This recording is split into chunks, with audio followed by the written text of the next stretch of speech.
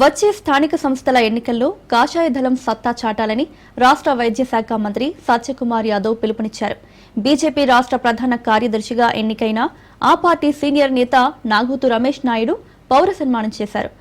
ఈ కార్యక్రమానికి ముఖ్య అతిథిగా మంత్రి సత్యకుమార్ హాజరై మాట్లాడుతూ అధికారంలో ఉన్నప్పుడు అభివృద్ధిని మరిచిన వైసీపీ అధినేత జగన్ ఇప్పుడు కూటమి ప్రభుత్వంపై విమర్శలు చేయడం దయ్యాలు వేదాలు వల్లించినట్టుందని ధ్వజమెత్తారు.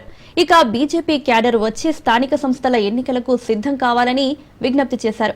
అనంతరం కొత్తగా ఎన్నికైన నాగోతు రమేష్ నాయుడుకు ఘనంగా పౌర సన్మానం జరిగింది.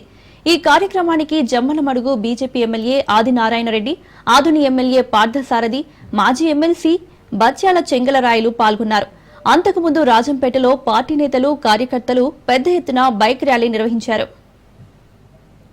బీజేపీ ఎమ్మెల్యే అభ్యర్థిగా పేరు ఖరారైనప్పటికీ పొత్తులో భాగంగా చివరి నిమిషంలో టికెట్ దక్కలేదు. అయినప్పటికీ పార్టీ సిద్ధాంతాల పట్ల విశ్వాసం కోల్పోకుండా అప్పటి మిత్రపక్ష అభ్యర్థి విజయ్ ముఖ్యమంత్రి డాక్టర్ వైఎస్ రాజశేఖర్ ఈ దేశ చరిత్రలో ఏ రాష్ట్రంలో లేని విధంగా ఈ రాష్ట్రంలో ఉంటున్న 1,43,00,000 మంది పేదలకి ఉచితంగా అతి ఖరీదైన వైద్యాన్ని 25 లక్షల దాకా ఎన్టీఆర్ వైద్య సేవ లేదా ఇన్సూరెన్స్ ద్వారా అందించే ప్రయత్నం చేస్తున్న మొట్టమొదటిసారిగా ఈ ఆంధ్రప్రదేశ్ లోనే కాదు దేశంలో ఇవాళ 25 లక్షలు ఉచితంగా వైద్యం అందించే రాష్ట్రం ఎక్కడ కూడా లేదు. గుజరాత్ లో, మహారాష్ట్రలో 10 లక్షల దాకా అందిస్తుంటే ఒక ఆంధ్రప్రదేశ్ లో 25 లక్షల దాకా 2.5 లక్షల సహాయం వైద్య సహాయం దాకా జర్నలిస్టులు కూడా పూర్తిగా ఆంధ్రప్రదేశ్ కూటమి ప్రభుత్వమే చెల్లించేలాగా నిర్ణయం తీసుకుంటుంది. మనల్ని శత్రువులుగా ఏ రకంగా చూస్తున్నాం, ఏ రకంగా మనం వివిధ విమర్శలు చూపిస్తున్నాయో వాటికి ఈ రాహుల్ గాంధీలో లేకపోతే వీళ్ళంతా కాలం చెల్లిన నాయకుడు.